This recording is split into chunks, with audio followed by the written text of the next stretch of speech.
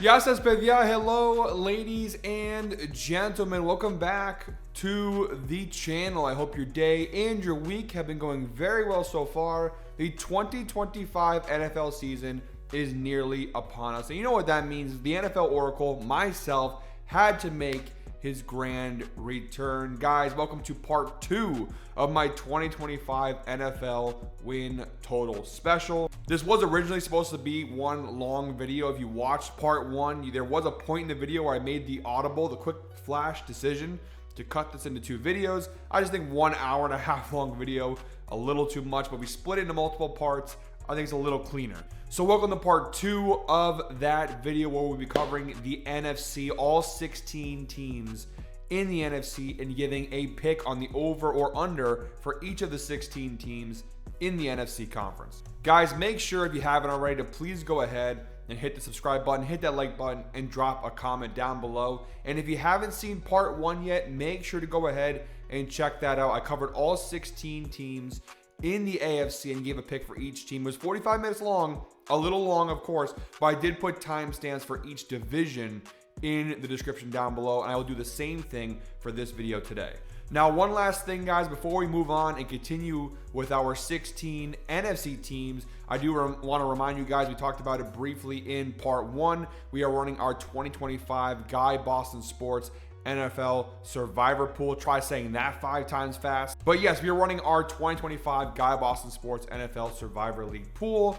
The rules are very simple. If you guys have done a Survivor League before, it's the same principle. If you haven't done a Survivor League before, you pick a team to win each and every week. Okay, if you win, you advance to the next week. The catch is you can't use that same team again. So the example I gave in part 1, if you pick the Patriots over the Raiders in week 1, and again, they should win, but if they win, you move on to week 2, but you can't use the Patriots again this season. However, if you lose and the Raiders do somehow beat my New England Patriots, you get bounced from the league, you're eliminated, your season's over. $10 per entry, maximum 5 entries. The link will be down below in the description, as well as the pinned comment to go ahead and join. And the winner of the pool will win nearly $3,000 in cash. So great prize, great fun. Make sure to go ahead and join. Again, maximum 5 entries, $10 per entry. You don't want to miss out on our NFL Survivor Pool. And one last thing, in part 1, I told you guys I was doing an Amazon gift card giveaway. Well, since I split this video into 2 parts, I figure it's only fair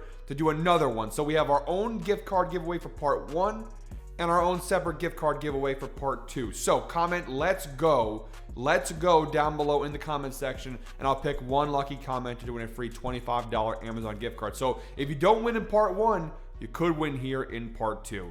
Guys, enough gabbing. We got plenty of gabbing to get to in this video. Let's dive into our 16 NFC win total overs or unders. All right, guys, starting off, the first NFC East team that I'm taking a look at here is the reigning Super Bowl champions, the Philadelphia Eagles. I'm going with their under here of 11.5 wins. Now, again, like I did in part 1, I'll be using DraftKings here for part 2 for all these odds. You might find better odds somewhere else. If you can find better odds, make sure to shop around for the best sportsbook odds available. For myself personally, just for the ease of staying on one sportsbook and one screen, I'll be using DraftKings for all of these win totals from part 1 and part 2. So we're going Eagles under 11.5 wins. We're grabbing that for -150 over on DraftKings. And some people might be going crazy, especially Eagles fans might be pretty pissed off with me. A lot of individual teams fans where I took unders might be pissed off with me. And this is certainly not to say that I think the Eagles are a bad team this year. I think they're going to be very close to this line. I think 10-11 wins is very realistic for a team that is once again poised to be one of the heavyweights, if not the heavyweight, of the NFC. Ultimately, the reason why I'm going with their under here is just they have one of the most brutal schedules in the National Football League, and it's wins are going to be hard to come by this year, guys. Even if you're as good as you were last year, I mean, their schedule is brutal. Let's go down the list here, okay? Obviously, we know you have the NFC East, your own division, so you get the Commanders twice. Not an easy team. The Cowboys and the Giants, much more beatable. But, Dallas could give them a little bit of a challenge here and there. But beyond their own division, going down the list here, look at this little stretch they have to start the year, okay? A brutal start to the season. You get Cowboys at home, at Chiefs, then, which is a Super Bowl rematch. Then you get the Rams at home, at Tampa Bay, home versus Denver. So those first 5 games are all against pretty solid teams. Dallas being probably the weakest of those teams, but the Chiefs, the Rams, the Bucks, the Broncos, all legitimate playoff teams in 2025. And that's just in the first few weeks of the season. Move further down the line, you have the Vikings, you've got the Lions, the Packers, the Bears. In the AFC, you have the Chargers, the Bills, the Raiders. It's a brutal schedule. You get the NFC North, you get the AFC West, and of course you have your own division, the NFC. So a really tough schedule for the reigning Super Bowl champs. And again, me picking their under is not a slight against them necessarily. I still think the Eagles are going to be one of the best teams in the league, and they have a very good chance of getting back to the Super Bowl in 2025/2026. I just think with a schedule that tough, and injury luck, it kind of favored them a little bit last year. Going into the Super Bowl, they were fairly healthy. You don't know what's going to happen with injuries, of course. I just think with that tough of a schedule, the Eagles would need everything to go right in order to finish with like 12 or 13 wins. It's a brutal schedule, playing a lot of really good teams this year. Again, there's no shame in going to like 11 wins with a schedule like that. I think 11 wins honestly probably wins this division. But I do like the under here for the Eagles, and the odds being -150 kind of paint the picture for you. Again, they still have one of the best defenses in the league. Their offense is very efficient. Saquon, obviously one of the best, if not the best running back in the league. I like what the Eagles have. They're still loaded. They might even be the most loaded team in the NFL. But that schedule is brutal, and they're going to lose some more games this year than they did last year. All right, guys, our second team in the NFC East that we are covering here is the Washington Commanders. And I'm going to go with their over here, 9.5 wins. We're grabbing that for -110 over on DraftKings. Now, getting this out of the way quickly, obviously same division, very similar schedule. They also have to play the AFC West and the NFC North, so really tough games coming from both of those divisions. And of course, they have the NFC East, so they have the Eagles twice, they got the Cowboys twice, they have the Giants twice. So their schedule is also pretty tough, but they get a couple more breaks in the schedule in comparison to the Eagles. We jump over here. We're going to share our screen real quick. Ignore all the ads. I apologize for all the pop-ups here on this website. But we have the full schedule here for the Commanders. Now, obviously, the Commanders have a second place schedule, which honestly really benefits them. Where the Eagles get the Buccaneers, a legitimate playoff team and really solid, the Commanders get the Falcons, which they're a little bit of a question mark as a team this year, right? Where the Eagles get the Buffalo Bills, the Commanders get the Miami Dolphins, a much easier opponent, right? And you go through the list where the Eagles get the Rams, the Commanders get the Seahawks. Now, Seattle could be a really good team, very strong defense, but the point being their schedule is a little lighter because of the second place schedule in comparison to the Eagles. Beyond just the schedule, I do think Washington's defense, which was quietly really, really bad last year, should be better this season. They also went ahead and added some things to the offense that should make them even better than they were in 2024. They add offensive tackle Laramie Tunsil. They go ahead and get wide receiver Deebo Samuel from the 49ers. Terry McLaurin officially back from his holdout. So I like the look of this Commanders team. They obviously were a surprise team last year. And while most people would probably think this team to, regress a little bit, especially Jaden Daniels in year 2, I do think the Commanders did enough in the offseason to bolster what was already a very strong team that went to the NFC Championship game but lost to Philadelphia. I still think the Eagles are the king of this division. It's going to be very close. Obviously, I know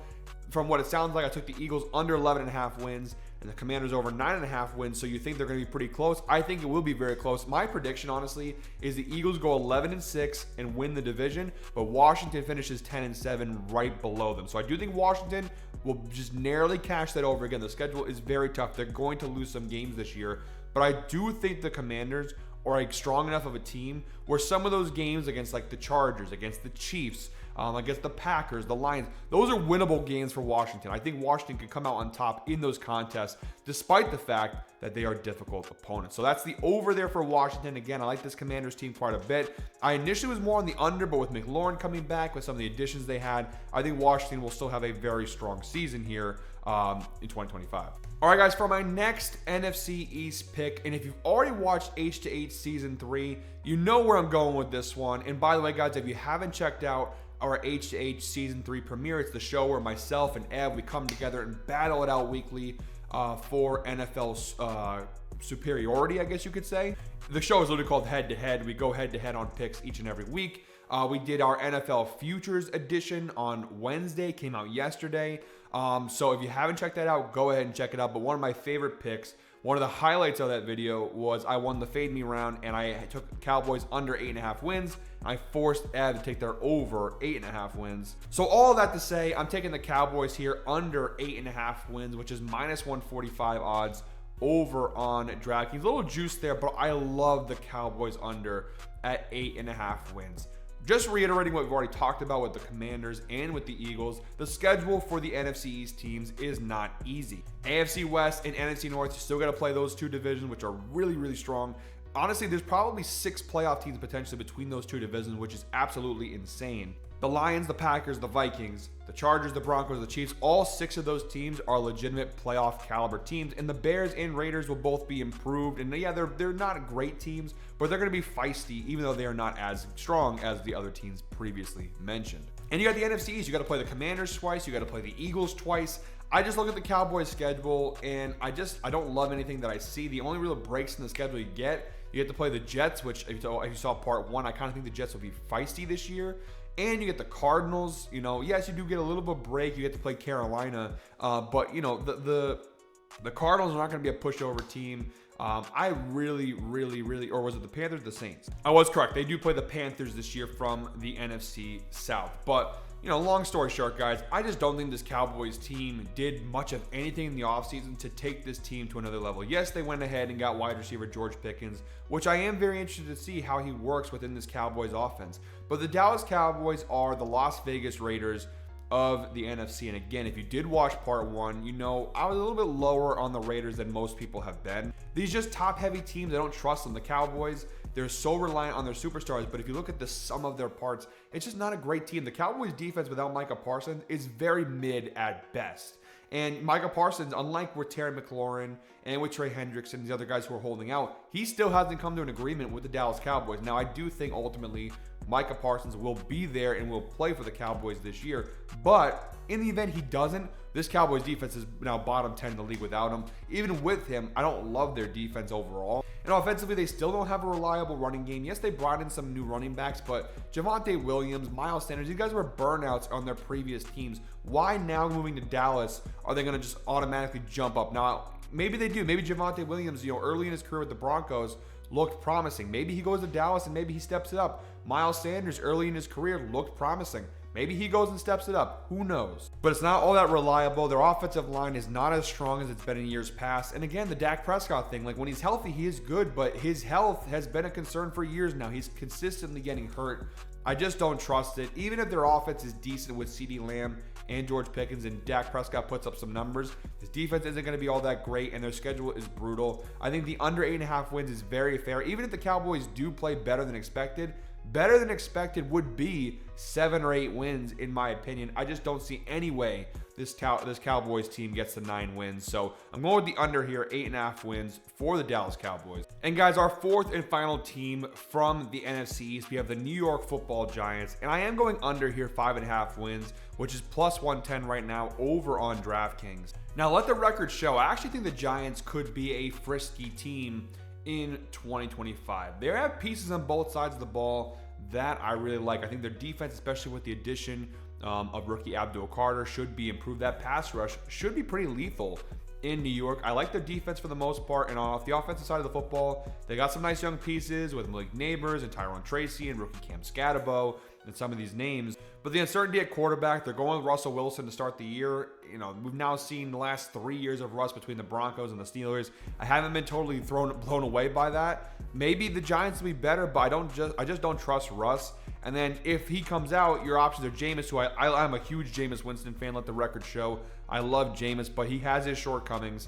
And then you got rookie Jackson Dart, which is very unknown. So the uncertainty at the quarterback position, I think, really limits this team. And again, the schedule is brutal. And although they have a last place schedule, I don't really think that kind of helps them here because they pulled the Saints, which, okay, very winnable game. But then you pull the 49ers in your last place schedule, and the Niners should be massively improved this year as long as they can kind of kick some of the cursed injuries they've had the last few years. The Niners should be solid. In the AFC, they get the Patriots, which is not an easy game to pull. So, last place schedule pulled them a couple of teams that took some big jumps in the offseason. And the 49ers, their big jump is the fact that they should be healthier this year.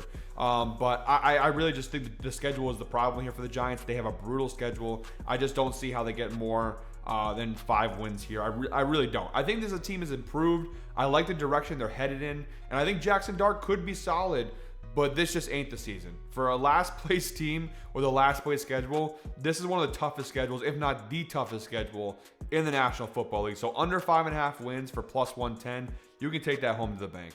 Now, next to the AFC West, this next division we're going to talk about, I think, is the second best division in the National Football League. And it's very, very interesting in 2025. I'm, of course, talking about the NFC North. So starting off the NFC North, we have the reigning division champions, the Detroit Lions. I'm going with their under here, 10.5 wins, which is minus 145 over on DraftKings. And I don't feel great about taking the under, honestly, here. They're just, based on the odds I have and the pick options I have, the Lions are a weird team for me in 2025. Now, obviously, they were a juggernaut in the regular season last year, and I think this is still a very strong team in the NFC, to be fair. The problem is a lot of offseason changes that did not help them at all. You know, they lose offensive coordinator Ben Johnson, who obviously kind of took Jared Goff, who was this flailing quarterback in LA, and turned him into a superstar in Detroit. Their offense one of the best in the NFL, in large part due to Ben Johnson's system. Then you lose defensive coordinator Aaron Glenn, and it's like you look at the Lions now, their defense had a lot of injuries last year. I don't know what the defense is going to look like this year. Their defense could be pretty weak this year. There's some question marks on the offensive line now, which are concerning. With all the changes from their coordinators to, you know, the kind of shaky offensive line they might have. Now, Pt.2 obviously is still fantastic, but the offensive line in total is questionable right now in Detroit. And again, although Aiden Hutchinson is back and their defense, you know, in some areas might be improved, their defense really fell apart last year, and I'm just not sure if they did enough in the offseason to go ahead and make it better. I think the Lions are still going to be a playoff team. I think this team could still win somewhere around 9 or 10 games, but I don't think they're winning the division this year. I don't think they're going to come in as one of the heavyweight contenders this season. I think it's still a really good team. I just think they're going to take a bit of a step back here. That's not to say they're going to be a good team. They're not going to be a bad team by any means, but I have to see what the team looks like post Ben Johnson, post Aaron Glenn. They still have Danny Campbell, who I like a lot as a head coach, and they still have a lot of great pieces on both sides of the football. Don't get me wrong, but when you mix in the schedule, which again, they have their own division, which is absolutely tough. And actually, we can go ahead and share the screen here. We'll kind of just go through their schedule real quick. Obviously, they have their own division. They also have the AFC North, which means you get Baltimore, you get Cincinnati, you get Cleveland and Pittsburgh, which should be winnable games for them. But they also play a first-place schedule, which means that you pull the Chiefs in your schedule, you pull the Bucks in your schedule, you go ahead and pull now they're playing the NFC East as well, which, you know, that also hurts a little bit. AFC North and NFC East, obviously some tougher games already built in there. You also get the Rams as part of your first place schedule, as well as the division you're currently in. The schedule is not very favorable for them when they're trying to figure things out. I think it's going to be a solid year, but I think a step down for the Detroit Lions. So I think from minus 145, I considered the over 9.5 wins because this team could probably get to 10 wins. But I just think 11 or more is very unlikely for this Lions team this year. So I think under 10.5 to me is a slightly smarter play. Now you guys might be thinking to yourself, watching through all these picks, I haven't really taken any big swings here. There are a couple plus money plays, but nothing too crazy. I've been kind of on the safer side when it comes to picking these team total wins over and under. This next one is the first one where I'm taking a little bit of a bigger swing. It's definitely the best odds of any of the picks I've given so far. I'm very high on this team this year, and it's the Green Bay Packers. I'm going with their win total over 11.5 wins, which is plus 250 right now over on DraftKings. I'm taking a big swing here. I think the Packers are going to be kind of that breakout team like the Commanders were last season. Now, again, some of the negatives that were with Detroit Lions in terms of the schedule are still there with Green Bay. The schedule is pretty difficult. They have the NFC East, they have the AFC North, and obviously they have their own division, the NFC North. So they got a lot of tough games. You get the Eagles, the Commanders, the Ravens, the Lions twice, the Vikings twice, the Bears twice. You get the Bengals on the schedule, but they also have a second place schedule, which fares a little bit stronger for them. A third place schedule. I forgot the Vikings were ahead of them. So a third place schedule, which means that you get to pull the Carolina Panthers, you pull the Arizona Cardinals. Again, some more winnable games there with the third place schedule. And from the AFC, that third place schedule, we'll see what it draws you. It draws you the Denver Broncos, which I guess is not exactly an advantage there. The schedule is certainly tough here with Green Bay. But I just like this team. I think that they were really strong last year, and that's through a lot of adversity, right? They had, obviously Jordan Love was banged up all last season. Now, granted, he's already a little bit injured on his non-throwing hand this year, so we'll see what that means. But they had a lot of injuries to this team. Their wide receiver room dropped so many balls last year, and the wide receiver room should be better.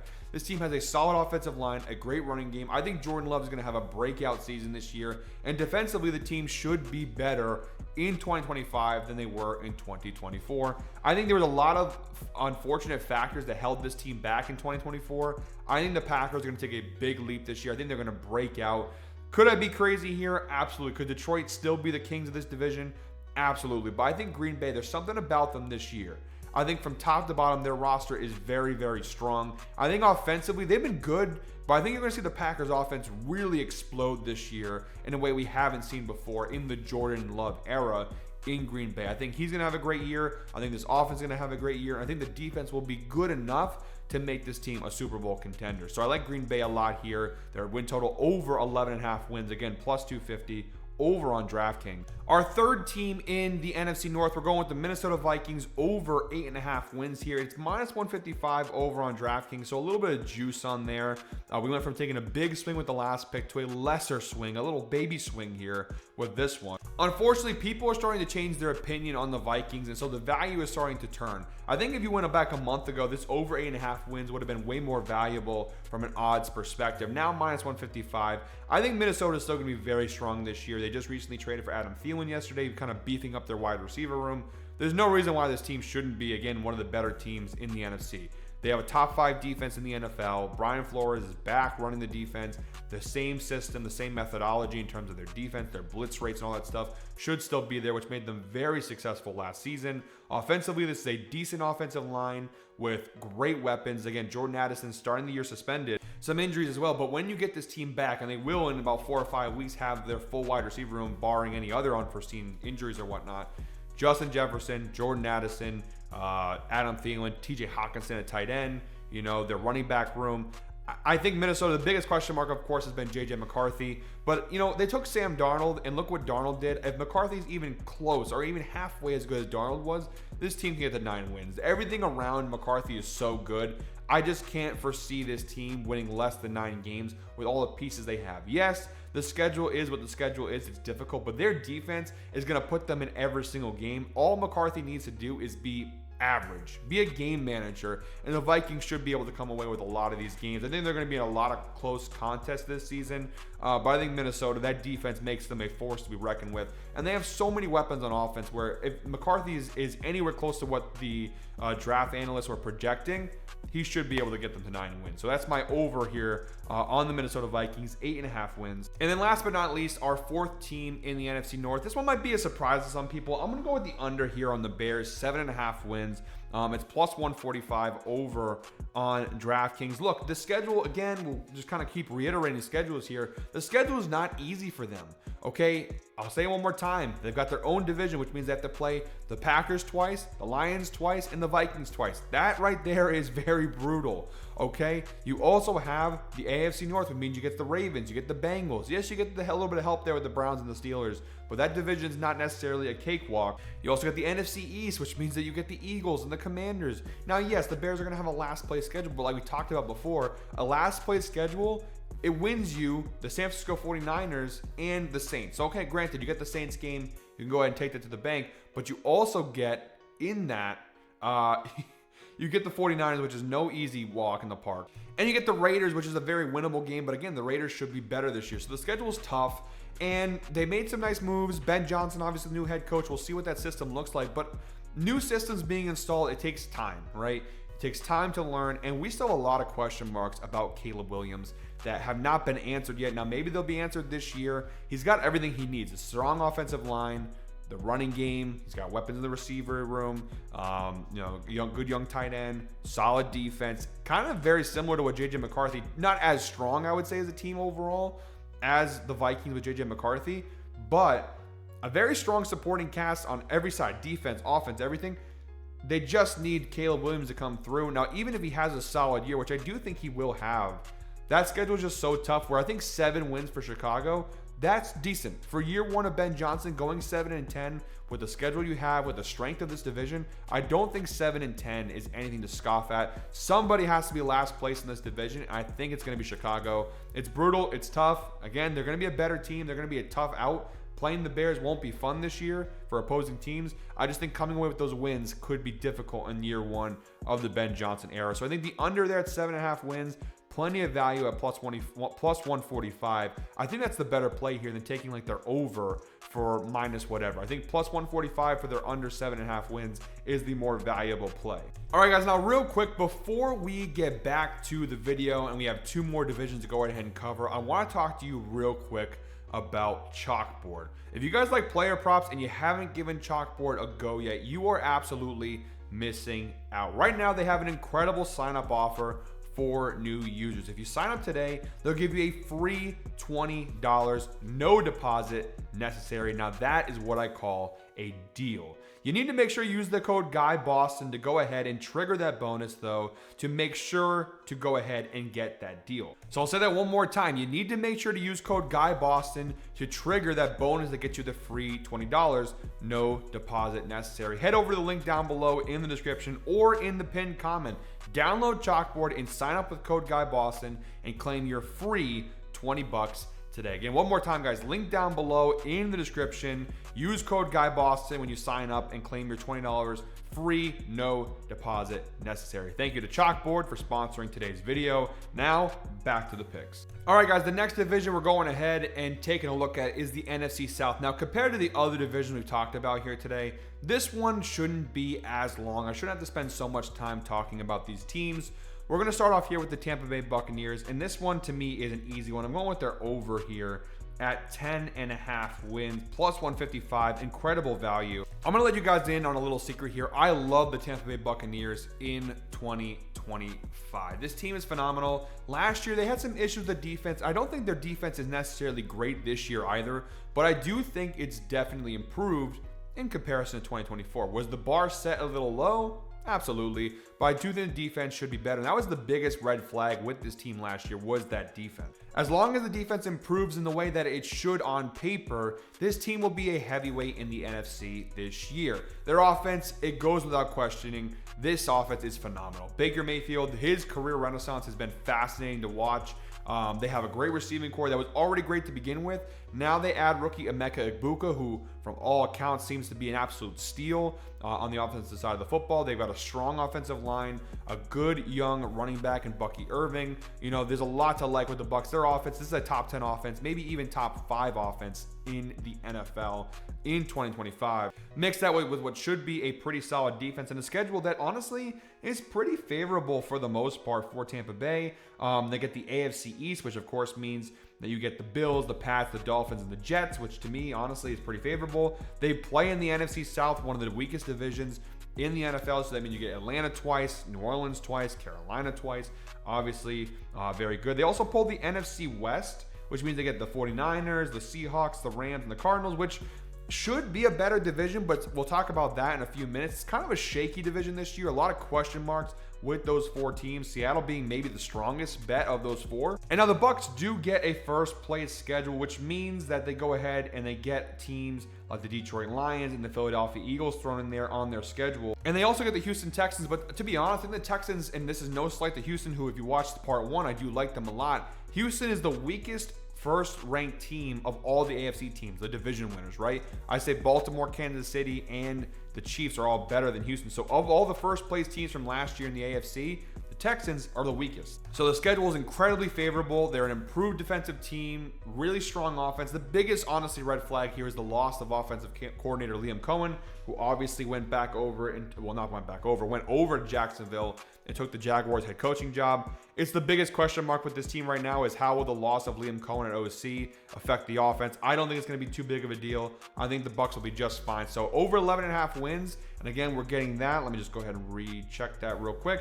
11.5 wins plus 155. The value over 10.5 wins, excuse me, plus 155. And actually, you know what? We're going to go ahead and call an audible here. I'm going to go over 11.5 wins. Tampa Bay over 11.5 wins, plus 250. I really love this Bucs team. I'm putting my money where my mouth is. The schedule is just so favorable, and this team should be massively improved. Over 11.5 wins, plus 250. If you want to go over 10.5, a little safer, plus 155, you can go that route. But I think over 11.5 for plus 250 with the schedule they have, how strong this team should be. I love Tampa Bay this year, I'm not going to lie. Next up, guys, we're looking at the Carolina Panthers. I'm going with their over here, 6.5 wins, minus 130 over on DraftKings. Everyone has been talking about Atlanta. Everything's been Atlanta. Atlanta should be improved. Atlanta this, Atlanta that. I think Carolina will be the most improved NFC South team, not named the Buccaneers.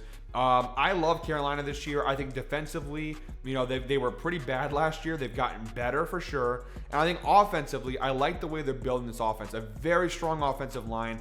Bryce Young in the second half of last year was phenomenal for the Panthers. They go out in the offseason, they go ahead and get him, Ted McMillan from Arizona with their top draft pick. Now, they do go ahead and trade Adam Thielen. I don't love that as much because I did like him as a wide receiver in this offense. I thought Bryce Young utilized him well last year, but I do like Carolina a lot. Again, the schedule is what the schedule is. They also get the third place schedule, which obviously benefits them a little bit. That means they pull the Cowboys. It means they pull the Packers, which that's not really an easy pull. My point being, the schedule is definitely favorable. The team should be better. I think Bryce Young takes another step in his progression.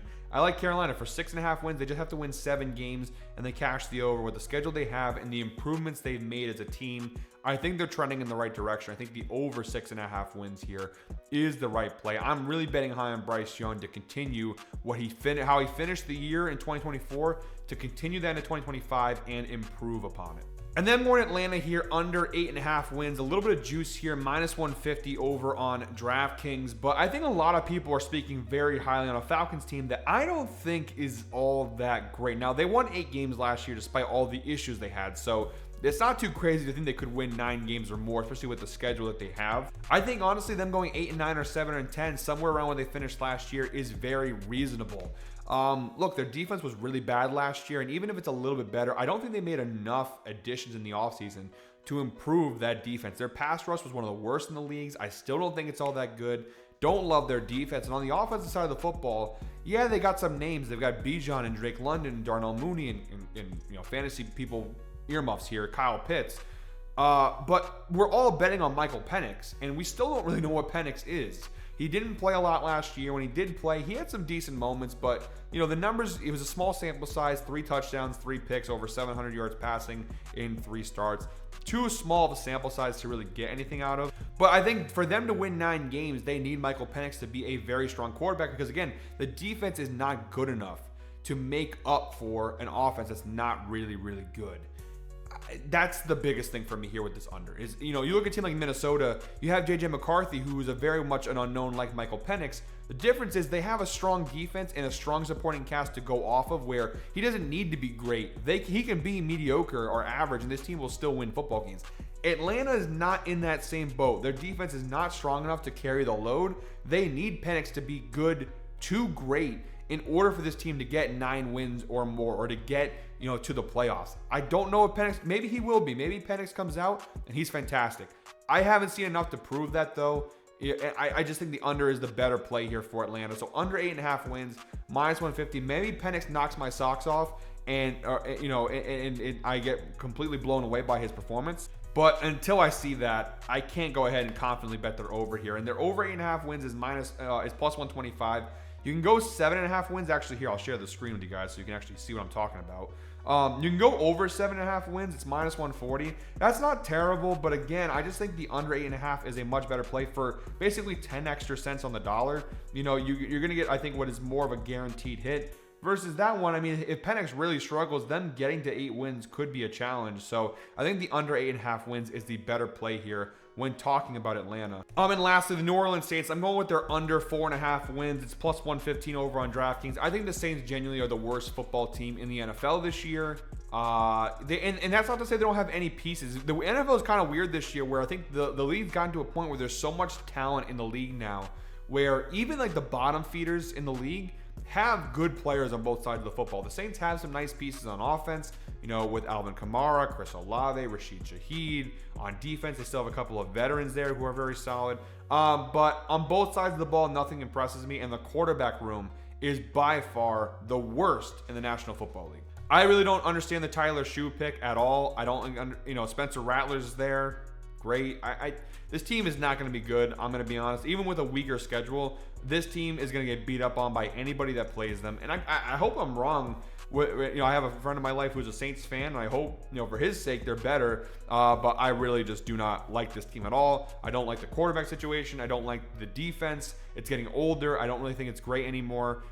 Saints under 4.5 wins for plus 110 or plus 115, I think is the right play here. So that's my final pick for the NFC South. The first team we're going to look at here in the NFC West, we're going with the San Francisco 49ers, and I'm going to go with the under here, 9.5 wins. It's plus 140 over on DraftKings. The odds on San Francisco are very strange to me. It's like everyone forgot what happened last year. Now, granted, again, like I talked about before, as long as the team is healthier, they should be much better. They're obviously very well coached. They still have nice pieces on both sides of the football, but this team is very, very thin in comparison. They've lost a lot of assets. They've lost some good players on defense. They've lost some good players on offense. And I just still don't love the direction this team's headed on. Their schedule is Charmin ultra soft. And I think that's really the key here as to why the number probably is where it's at. Because if you go ahead and we look, if I go ahead and share the screen here, look at their odds. I mean, the over 9.5 wins is minus 170. The sportsbooks are telling you this team's going to win somewhere around 10 or 11 games. The over 10.5 is plus 110. But this team to go to 11 wins coming off of a last place finish last year, you're asking for a lot from the Niners here. I think the under 9.5 or even under 10.5, at minus 130, probably the safest of all plays, and it's not a bad one. But I think they're under 9.5 at plus 140. There's certain value there. Like I said, their schedule is baby soft. They have the NFC South and the AFC South, literally like the dream schedule you could possibly get. The two worst divisions in the NFL on their schedule. They also have their own division in the NFC West where you really don't know what to make of it. I mean, the Cardinals, the Rams, and the Seahawks are all kind of up in the air teams, all, I think, beatable. So I get why the odds are where they're at. Their schedule is baby soft. And then they have a last place schedule, which means that in their own conference, they pull the Bears, which they will be better, but, it's the Bears. They pull the Giants, which, again, they should be better, but these are still bottom teams. In the AFC, they pull the Cleveland Browns. So, I mean, you really got a beautiful schedule here. Besides, their own division with the Rams and, the Seahawks and stuff, but aside from that, you have Tampa and Houston, and the rest of their schedule are teams that are probably going to be losing teams or close to losing teams. Yeah, this schedule is beautiful. It's a schedule that you kill for, you die for. But the problem at the end of the day is this Niners team still has a lot of weaknesses, a lot of holes. And if McCaffrey can't make it through the year, I think this team will definitely struggle. At wide receiver, they lose Deebo Samuel. Ayuk is still not healthy. They got a lot of uncertainty at the wide receiver position. George Kittle's not getting younger. McCaffrey's not getting younger with all the injury stuff. And the defense is definitely thinner. I still like the Niners. They're going to win somewhere around 9 games, especially with a schedule like that. But I think them going over that point to getting to 10 wins or plus, they're going to have to really, really be strong. And they definitely could be with Kyle Shanahan. But I think the Niners, people are hyping up a team that has a lot of weaknesses and a lot thinner than they have been in years past. Now, the team that I think does benefit the most from this schedule is the Seattle Seahawks. I'm going with their win total over 9.5 wins. It's plus 165 right now over on DraftKings. Seattle won 10 games last year with a pretty inefficient offense and a defense that was still trying to figure things out. Now, the later half of the year, Seattle really got this defense going. We're basically asking Seattle to do the same thing again. Win 10 games. Do the same thing you just did last year. Do it again this year. Now, I know they've had some changes, specifically with the offense. They switch out Geno Smith for Sam Darnold. They lose DK Metcalf and Tyler Lockett. They bring in Cooper Kupp. You can make a legitimate case their offense could be worse this year, but you could also make a strong case their defense is going to be better. And again, the schedule, they get the AFC South, the NFC South, their own division, which, you got some, again, interesting teams, but they're all very beatable in my opinion. And then you also get the second place schedule, Second place schedule gets you Minnesota, which is a tough play, but obviously a bit of a revenge game there for Sam Darnold. They also go ahead and get with their second place schedule. Let's see what else they get here. They get Washington on the schedule. That's definitely going to be a tough one. So a couple of tough games in there. But their other second place game they pull, if we go up the list here, is the Pittsburgh Steelers, which I don't think is that tough of a game, honestly. So like I said, the schedule is they have some tougher games than, let's say, the Niners do, but I think this defense is very, very strong. It should be a top 10, maybe even top 5 defense in the NFL. And I do think Sam Darnold, though I don't think he'll be necessarily as good as he was last year in Minnesota. He still has solid weapons here with Jackson Smith-Njigba, with Cooper Kupp, with Kenneth Walker. It's not as loaded as it was in Minnesota, but I do think this offense is still good enough. The big question for me is how will the offensive line hold up, because Darnold is not the most mobile guy at this point in his career. You know, can they protect him enough to make the throws? That's the biggest question mark for me. But I like Seattle a lot here. I think a lot of people are starting to come through on this Seattle team. I think people are starting to see the potential with the Seattle team. But I think they're over 9.5 wins for plus money. To me, that's definitely the right play here. And I think the potential with this team is very high, especially if Darnold can get anywhere close to what he was last year. If he can replicate that, if Cooper Kupp, I'm saying if a lot, but there's a lot of ifs here. If Cooper Kupp can stay healthy and kind of get anywhere close to where he was with the Rams in his peak, this team could be pretty interesting in the NFC. So I like their over here at 9.5 wins. For the Rams, I'm going with their under here, 9.5 wins, plus 120. Again, the schedule is very soft, and you would think I'll be taking more overs here, and I probably should be, honestly. The Rams defense is young and improving. Their offense obviously loaded. They go ahead and get Devontae Adams. They still have Puka Nacua. You still have their offensive line that's getting, a little bit better.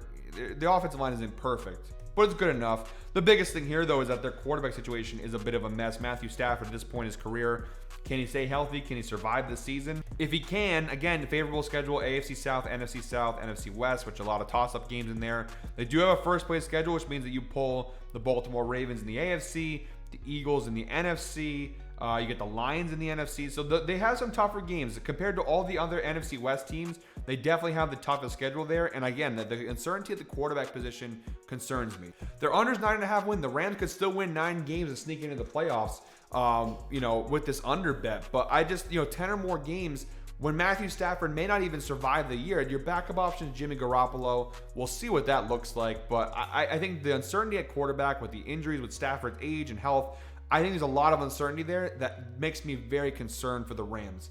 If they're healthy and Stafford plays the whole way, this team wins the division, in my opinion, and wins 10 or more games. But betting on Stafford to play all 17 games, to last the year and all that stuff, I just think there's a lot of question marks there. I feel like the value is certainly more on the under here at plus 120. I would rather take this under at plus 120, and if the over hits, it is what it is, than to take the over 9.5 and Stafford gets beat and gets hurt in like week 5, and then I got to watch Jimmy G try to cash this over the rest of the year. The under, I think, is the better play for me. Again, you guys might disagree with me there, but I think for plus 120, I'm willing to take that chance there with the under of 9.5 wins when they have the toughest schedule of all the NFC West teams and the uncertainty at the quarterback position. For the division with the weakest schedule, I'm picking 3 of the 4 teams to go under here. I'm going Arizona Cardinals for my last pick of the day, under 9.5 wins, minus 150 on DraftKings. I just don't like the lines for any of these teams. There's no way all of these teams are going to be able to get this many wins in this division. They're going to beat up on each other. They're going to split a lot of these series.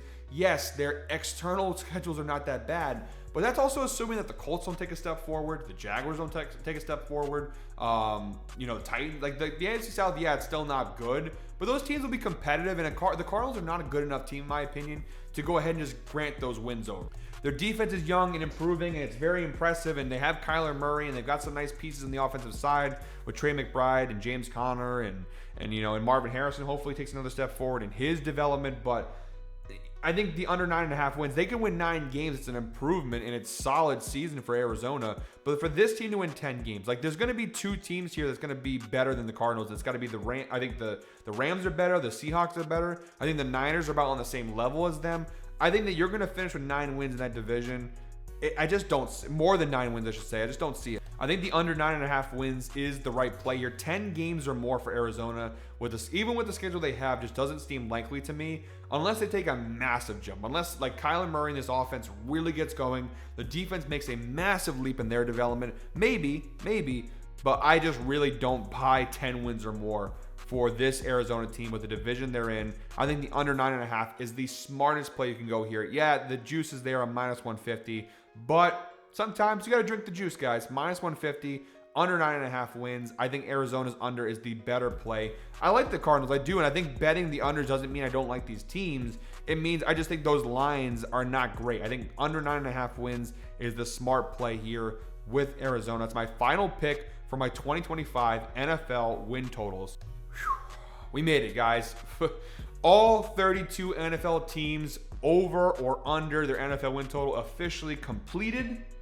Guys, thank you very much as always for watching. I feel like I just ran a god freaking marathon there with these last 2 videos. But guys, thank you very much as always for watching. One more time, please make sure to go ahead, hit the subscribe button, hit that like button, and drop a comment down below. Tons of great football content coming on the channel. The NFL Oracle will be back next week with our official Week 1 kickoff video. Until then, guys, I hope you're all winners. Enjoy your week. Enjoy the 2025 NFL season. I hope we really crush the numbers here with these over/under totals. We'll go look. I guess we'll look back at the end of the season and see how we did. Until next time, then, guys, I hope you're all winners. Enjoy your week. Let's go ahead, make some money.